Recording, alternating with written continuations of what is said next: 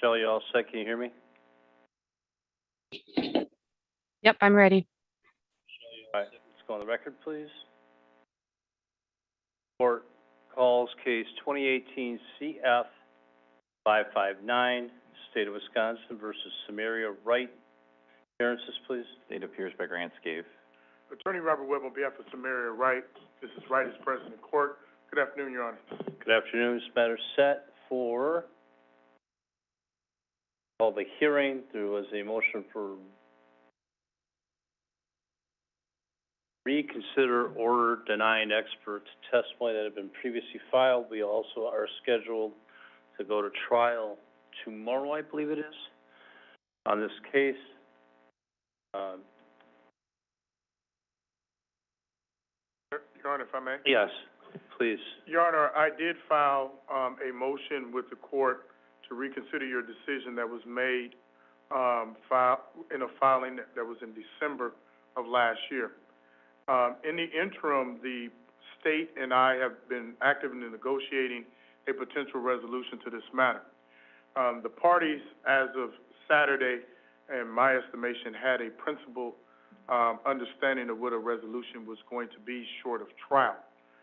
In the interim, I met with my client and have been notified as of today at 12:35 this afternoon that I've been terminated, and a demand for legal fees to come back had been made, specifying exactly that. And then under the terms of my representation agreement, I'm duty bound to return those funds once they're demanded based upon the manner in which how the agreement is written. For instance, there is a portion of the fee that was paid some time ago relative to a trial fee. That fee had been paid, and the client is exercising, I do not feel comfortable with you as my attorney any further. I have now discharged you as my counsel, so under Wisconsin Supreme Court Rule 20-1.16, subparagraph 3A3, I have been discharged for two reasons. One, under the representation agreement, demanding funds back for the trial. Two, a loss of confidence in my ability to properly advocate on behalf of Mrs. Wright. Your Honor, secondarily, under the same rule, 20-20, subcolon 1.16, paragraph B, 4, I am also joining in her request to terminate my representation, as there's just a fundamental disagreement as to how this matter should go based upon this court's ruling back in December. I am duty bound sometimes when there are tactical decisions that I do believe that make sense. So that's the reason why I filed the motion to ask you to reconsider, based upon what my recollections were, that I believe that this court had in fact not made a suggestion, but had made a ruling permitting that person to be able to testify. I then, as this court is well aware, have to provide clients a good explanation on where we're at with a defense and why it would be appropriate to engage in certain behavior for resolution with the state. The client is fundamentally against that sort of posture. So this is not simply a disagreement on strategy as it relates to how to go after a witness, how to proceed with the order of a case, but a fundamental difference on how to properly resolve a case. And based upon what my advice is, that will not change, that it would be, in my mind, against my client's best interest if I were to give a different set of advice and go a different route, thereby creating a greater exposure for her. So for my second reason, the level of the disagreement between myself and Mrs. Wright is beyond just a simple tactical decision, but as it relates to what is the appropriate scope of representation to be able to go forward. If I were to continue to proceed and not be permitted to withdraw on the second basis, if the court does not believe that the first basis is appropriate, I then would be placing myself in a situation where the interest of Mrs. Wright is being harmed because I wholeheartedly and fundamentally disagree with the course of action that she wishes that I take on her behalf, based upon this court's previous ruling, which I believe will not change. I've been instructed not to argue that particular motion, which puts me in a precarious position, then I won't be able to be in a position to be able to argue for the case on Tuesday. So I'm being told to do one thing, being restricted to do another, and neither one of them are coherently consistent to allow me to be able to actively and properly, under the rules, effectively represent Mrs. Wright. So for those two particular reasons, on her request of termination and return of demand for fees, which I will have available this afternoon, and then secondarily, the breakdown on the scope and the manner in which how representation should go, I think is appropriate to permit me to withdraw. This is the first time that the matter's been firmly set for a trial, frankly, Your Honor, and this will be the first request or first delay that will be charged to the defense in this regard. Thank you. Another attorney trying to withdraw. I feel sorry because I've been in that position myself. That was someone who's not involved in the case. All right, and Attorney Webb, you were privately retained in this case? Yes, Your Honor, I was the second lawyer that was privately retained. That was from some time ago.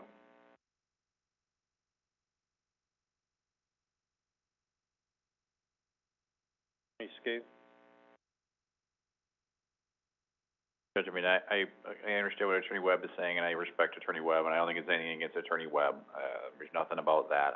The only thing I will say from the state's perspective is the 2018 case and set for trial. I know the victims want to get this done, want to get it done. It's been hanging around forever, and we have a trial set for tomorrow. Although I also thought we had this resolved, but. Well, in addition, Your Honor, as it relates to that, and I've, in this courtroom, I've had maybe 3 or 4 different prosecutors on this matter. We had that hearing back in 2020 on the doctor's testimony in it, with challenges and things of that nature. So and I know that what the state just indicated, but some of those delays has just simply been based upon court congestion, finding time, and then additional writings that the court has requested. So it has not been any delay tactics, frankly, from Mrs. Wright or from the defense in particular as the reason why this case has elongated out. We've litigated over a period of time. I filed no less than 3 or 4 different documents as it relates to that item. The court filed a 38-page response to the 3 or 4 motions and rebuttals and replies from both sides. So, and I understand the desire to get it over with, but the breakdown is so severe. As the state just indicated, we had a principal understanding as of Saturday, confirmed here yet again this morning, and that has put me in this situation.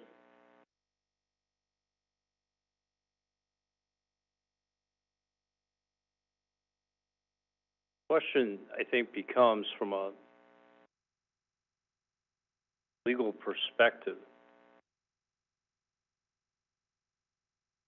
PD case, we might have a different standard applies. The court, I think, has discretion to require and say no, termination of a lawyer.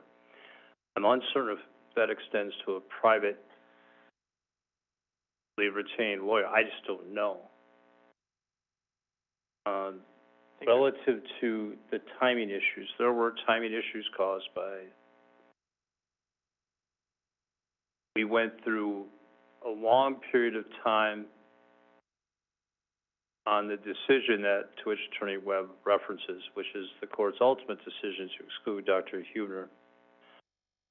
And that went from just simply obtaining financing. We had bond modifications so we could free up monies to get the evaluation done. The original opinion that she gave, based, I think, on the state's, or her original report, which is a doctor's report. Webb didn't write the doctor's report, and squarely into Flatham and the bar on offering opinions. I allowed supplementation so as to perhaps see if, because Flatham talked about this window of evidence that could come in. So, I mean, a lot of these delays went on, and then ultimately when the the case was getting more ripe for resolution. There was a lot of work for the court to do, including research. The state had filed February of 2021, yet another brief that cited the Morgan case, and I think the Morgan case is the one that pretty much explains how FLATM is to be applied, under what circumstances this mental health evidence could or could not come in under FLATM. And I spent countless hours on this case working on research to get it in a position where I felt I could issue a decision. The final pretrial, Attorney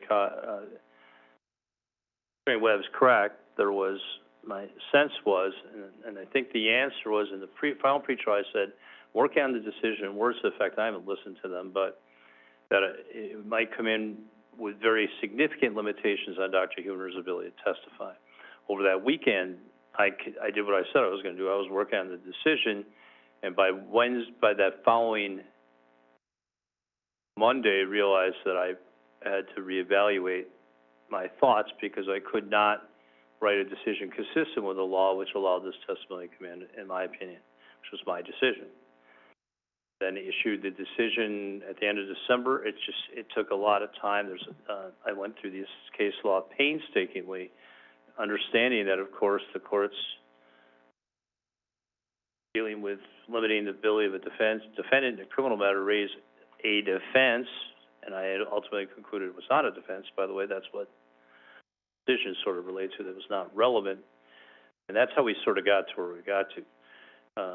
In the in-between, we had a pandemic and we had everything else. I mean, we had just craziness, which just put incredible toll on both the court, the DA's office, Attorney Webb, and so on. And I think this, the victim has wanted to move this matter forward. There's no question. Attorney Smathers, who was here at some point in all this, wanted the case to go back on the calendar, and we have people are in custody that are sitting for years in the middle of this pandemic. So, and this is, as far as delays go, there were multiple sources and causes. I don't think anyone here was intending to over-delay the matter. The question I think I'm faced with, that's sort of the history is how I see it. It's not perfect.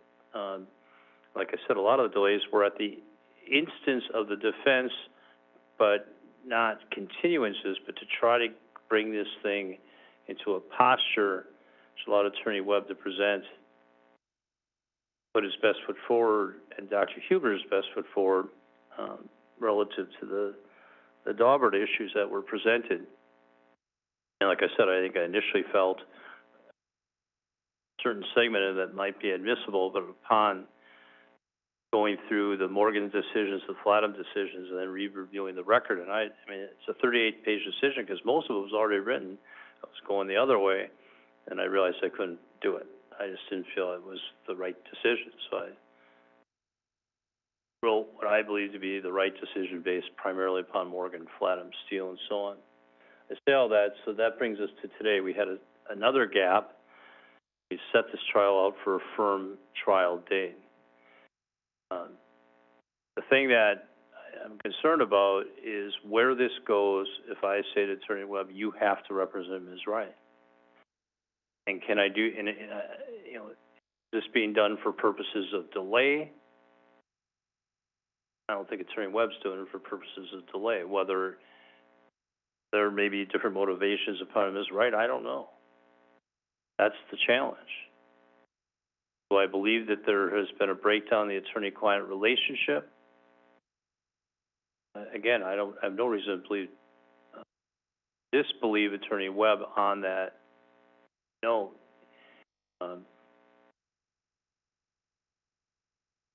Because of this case, I just say this, last week I had a decision. I was sort of certain what I was going to do, and I adjourned it till this morning when I could be more certain, so I never would say until I formulated my final that I was, because, this case I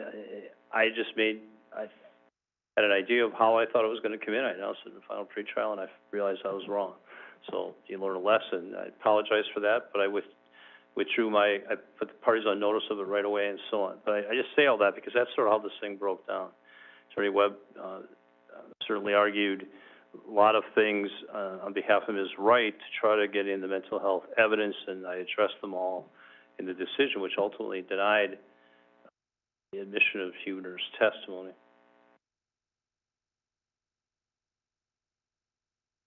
I don't know where this, but this is not what I expected today. I expected the rule on, went over my decision again, I went over the history of the case.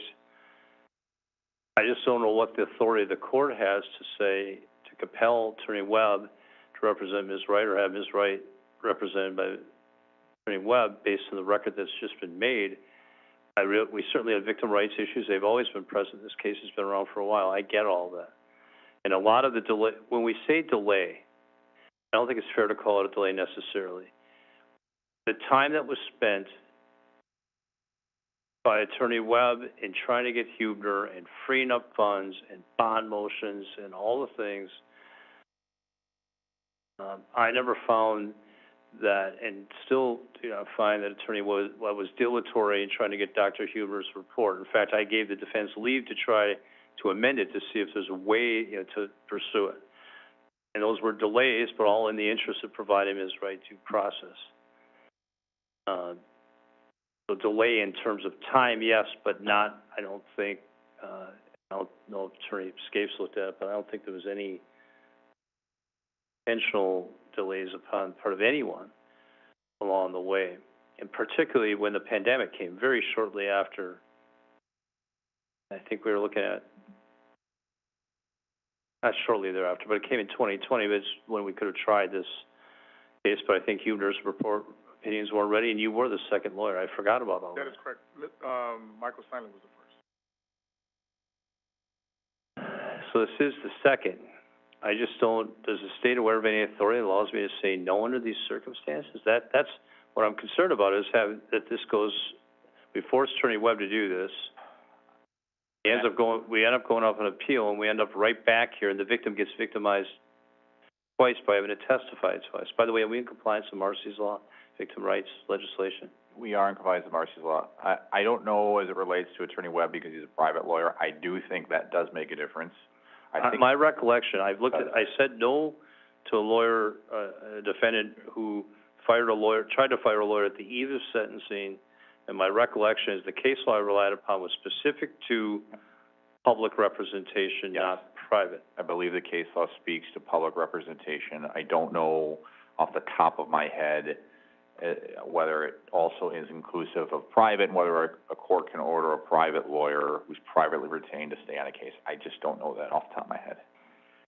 When I've had this experience, previously, and I don't recall the case off the top of my head, it stands for the proposition that the paying person has the right to the lawyer of their choosing.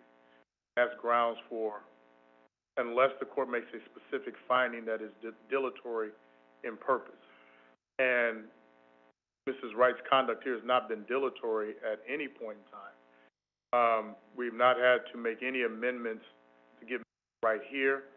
It's just a fundamental difference, that places me in a situation where I think her rights are going to be harmed if I were to go forward. And so I think she has the right to the counsel of her choosing. And I apologize because I wasn't expecting to be arguing that, otherwise I would have had that Court of Appeal case, therefore. When I say that is in the situation at a final pretrial, person is represented by the public defender's office, client comes in and says, okay, I want to privately retain. The Milwaukee County DA's office always jumps up and says, give them the lawyer that they want, because I'm not doing this trial a second time. Person comes up with the funds and they want to hire a private attorney. As the court is correctly indicating, the rules are a lot different as it relates to that compared to the public's expense and the public's funds. I don't recall it off the top of my head, but the state has always, in my practice, been willing, in that sort of scenario, and the courts are hesitant, but understands that that's just what the Court of Appeals has indicated. You have a right to the counsel of your choosing. Right, I just haven't had it come up in this context. I've been doing this 6 years, and there's always a first. I wonder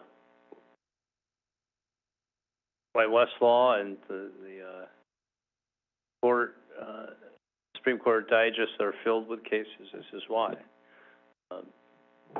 and it,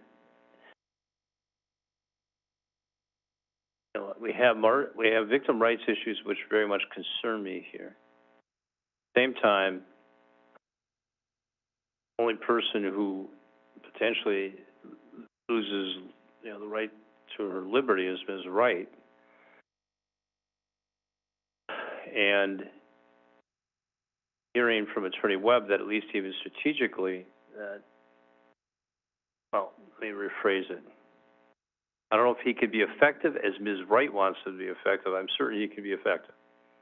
There's any question in my mind that Attorney Webb could be effective. He's argued things in this case. He don't always win arguments. In fact, he almost got me to rule a different way on Dr. Huber. I just, after reviewing it, as I said, I finalized my decision. I wrote what way I believe it. I was compelled to rule in this case based on the record. I laid that record out very detailed way. If the state's not arguing this is done for purposes of delay, do I have any basis to not adjourn this case? How do I go forward? There's an absence of that, and Attorney Webb is suggesting, sounds like he had a resolution. I don't know what happened to that. I can't, unless the court, you know, immunized me, I can't explain that. And As the court knows, I'll be violating. No, I'm not, no, you know, but I mean, but it tells me the case was, regardless of when the motion to reconsider was filed, we had a firm trial date, and it proceeded in the manner which it often does, particularly when we've had, rotating prosecutors. I mean, that has been a challenge, but I don't think that's not the state's fault. We set this out 6 months ago. Attorney Scape is ready to go, as far as I understand. Yeah, well, we are. The second part of it is, you know, as far as whether this is done for undue delay, I don't think Attorney Webb's doing it for that purpose. I don't get that sense at all. He's been very candid up front with me, and, you know, we've had communications about this case. And again, I'm not saying anything about him. I don't know whether Ms. Wright is doing that. I don't know. It is on the eve of trial, which is, when things happen on the eve of trial like that, especially when there's been, you know, a dialogue about whether this may resolve, that comes to mind. Now, I can't look into her mind. That comes to mind. That's the only thing I can say, Judge. I can't, I don't know whether, again, the case law outside of that is going to... Right, and I was not prepared for this today either, otherwise I would have had that case last weekend. All right, well, I'm gonna need a few minutes to figure this out. And again, case makes waste, and I wanna just deliberate a little bit on this. We'll go off the record now, and I'll come back, and I have a sense, but I did that once before and ended up writing a 38-page decision and withdrawing my previous comments, so I prefer not to do that again. You learn your lesson, I guess.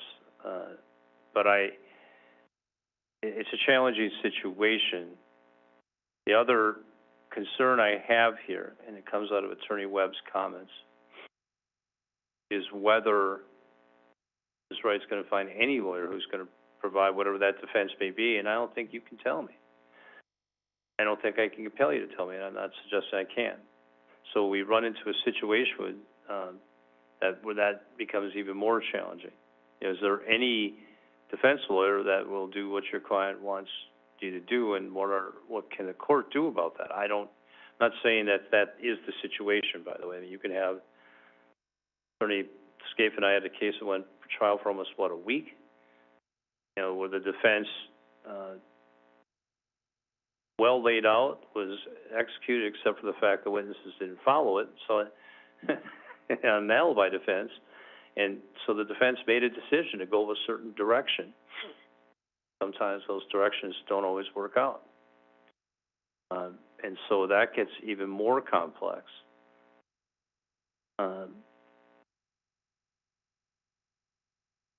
So let me think about this for a few minutes. I'll come back on the record, and I appreciate parties' patience. I'll be right back. Let's go off.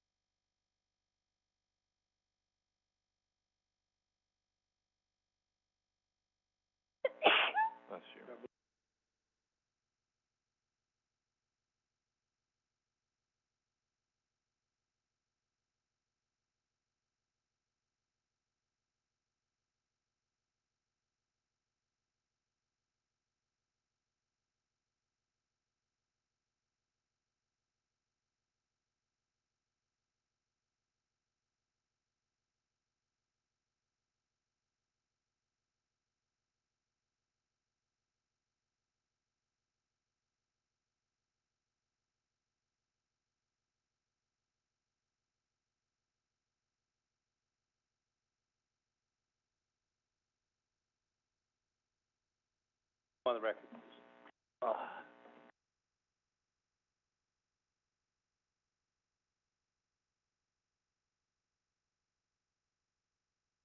right, we're back in the record, right?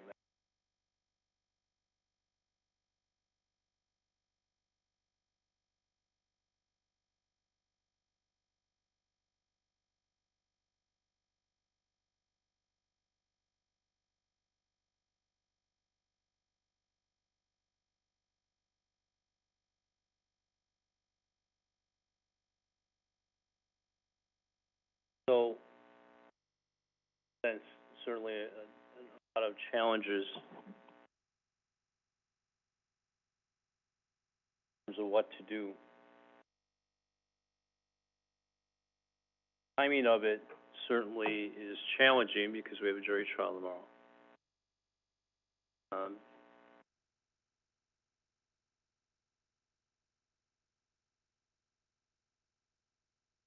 Perhaps, I'll leave it at that. I mean, the trial's tomorrow. Case has been pending for quite a while. I'm not sure I quite understand the timing between when the court issued its decision and the motion to reconsider was filed. But I suspect, just hearing Attorney Webb today, I suspect that sort of plays and relates to all of what I'm hearing in terms of, his ability to represent the defendant.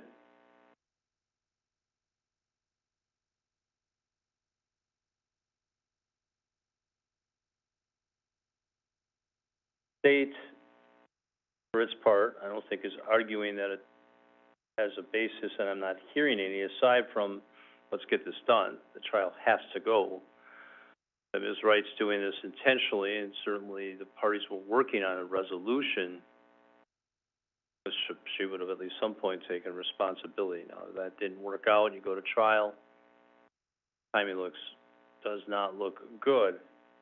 Same time, sounds like the two parties, and Mr. Attorney Webb was advocating on her behalf and in contact with the state. And the motion was filed. I haven't ruled on it. The motion was filed.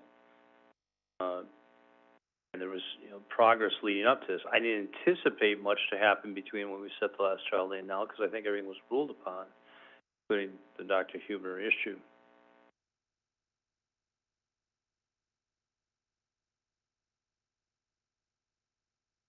I didn't even remember there was another lawyer in this case, and again, I just think in terms of trying to formulate a defense, put this case together, Attorney Webb did virtually all of it. I don't think there was much, I don't recall, Dr. Huber, I think, was all your... That was the client and I, yes, Your I Honor. mean, the effort to try to bring in admissible expert testimony on issues that related to the mental health under the exceptions in Flatham and so on. I'm unaware of any authority under the record that's been made by Attorney Webb that allows me to say to Attorney Webb, you have to stay on this case and represent the defendant at trial tomorrow. I think in a public defender, I believe I have the case laws would support that. That's usually after a number of counsel, I might add. Correct. It's not usually number two, although with this case it has some very unique features about it.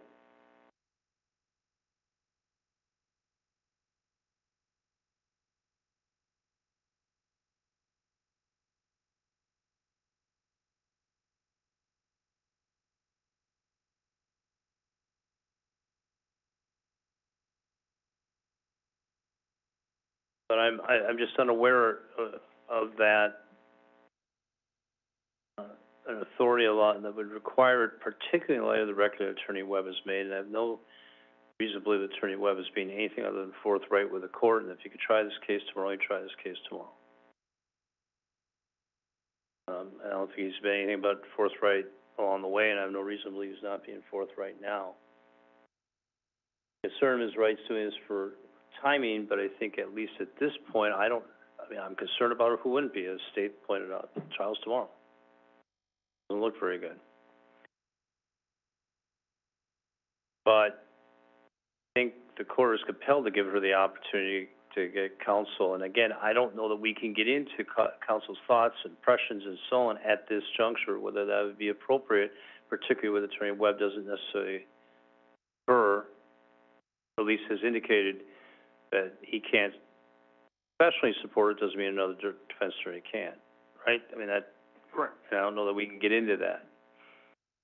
And again, if I had a lot of authority in front of me saying, you have to tell me, then perhaps that's what I'd be saying, but I am not prepared to deal with it or address it. And we don't have a lot of time to address it, which is, you know, the essence of the problem.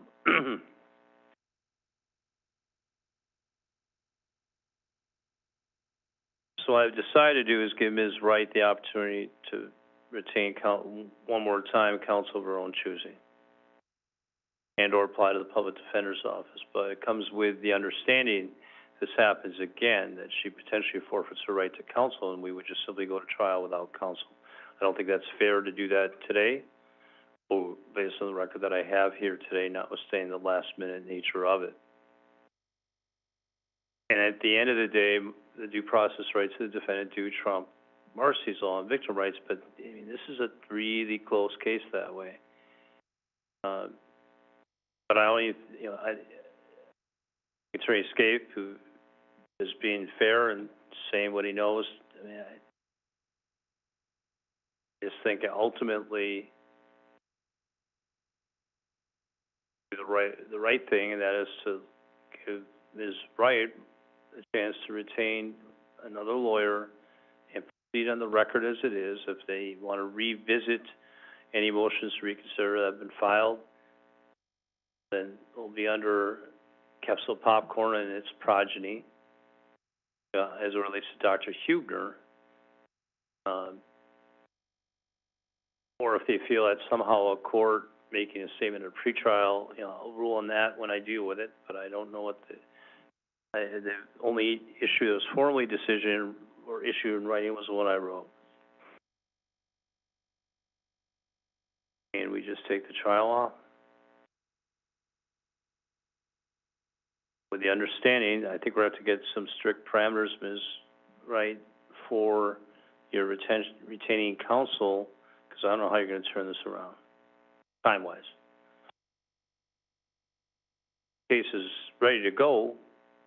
I may disagree with really on Dr. Huebner, but I'm unaware of anything more that needs to be done to get this case ready to go. It's not, aside from the Flatum issues that we dealt with, it's not that complex of a case.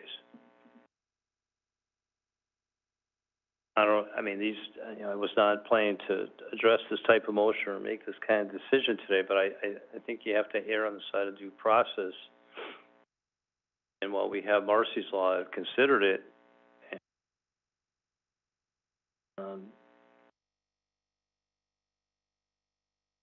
I don't know under these facts how you tell Attorney Webb, not only do you have to represent Ms. Wright, but you have to do so in a manner that you deem unethical under the Supreme Court rules. And on the flip side, because I think and as it relates to victim rights, it can always be the case, but I think the victim runs a significant risk of testifying twice and going through this twice, which I have to be mindful of. But Ms. Wright has to understand that I'll give you this chance, but if it happens again, I think you run the risk of forfeiting your right to be represented by counsel. Now, again, I haven't gone and done all the research on that, but I think that's a realistic issue if there's a last-minute effort to terminate counsel before the next trial. Ms. Wright, do you, in your mind over the weekend, do you have an idea how you're going to proceed on this and who you're going to hire and how you're going to go about this?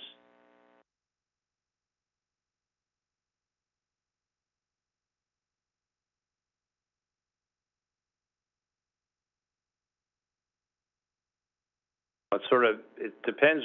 I think it goes more to you in telling me what's your plan. Yeah, and I think it will be reasonable from when I had a conversation with my client before being terminated, that about 60 days will be an appropriate time period. About how much? About 60 days, and that To find a lawyer? to find a lawyer, and because I'll be refunding funds, so it's not like she's going in a situation where she doesn't have funds to be able to find an attorney. And the reason why I say 60 days is that somehow or another, you know, with calendar and being with lawyers feeling booked and things of that nature, if I picked a date in 30 days, the person may file a notice of appearance and then ask you to adjourn it. Well, there's gonna be getting the lawyer and then prepping the lawyer is the bigger step. Well, should be the bigger step. I don't know, what's the state's position on that?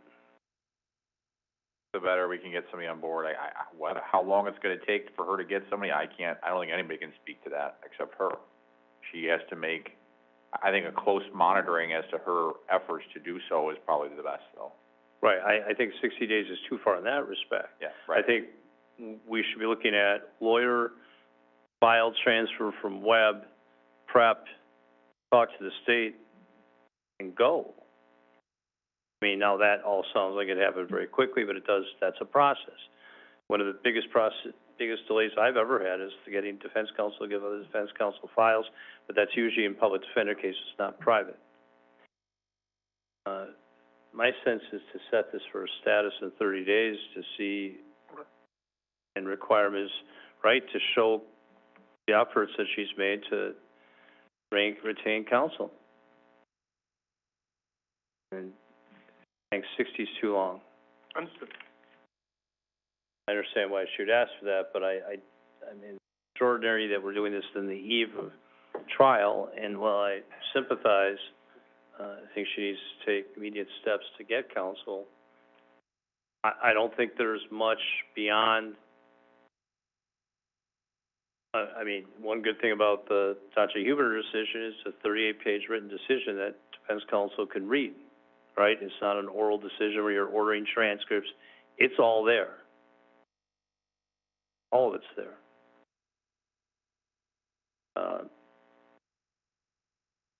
So, Your Honor, the transfer of the file will, you know, is a very simple sort of process.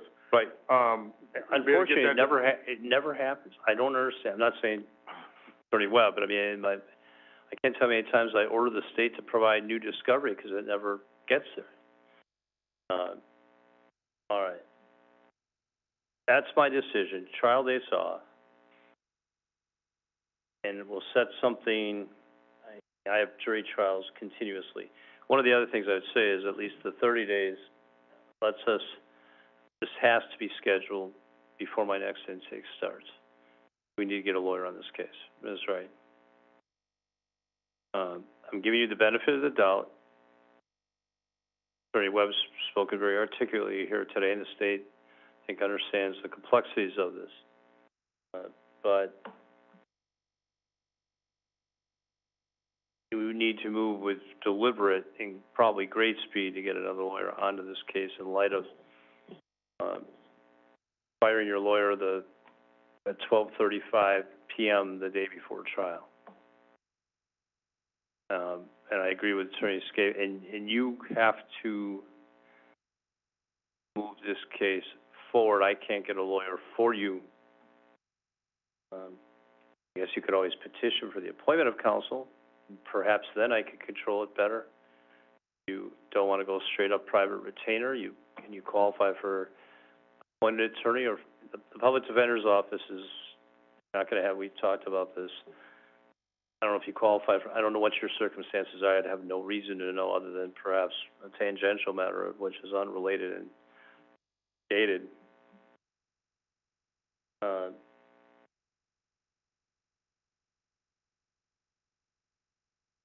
I think we meet up again July 26th. We'll set that at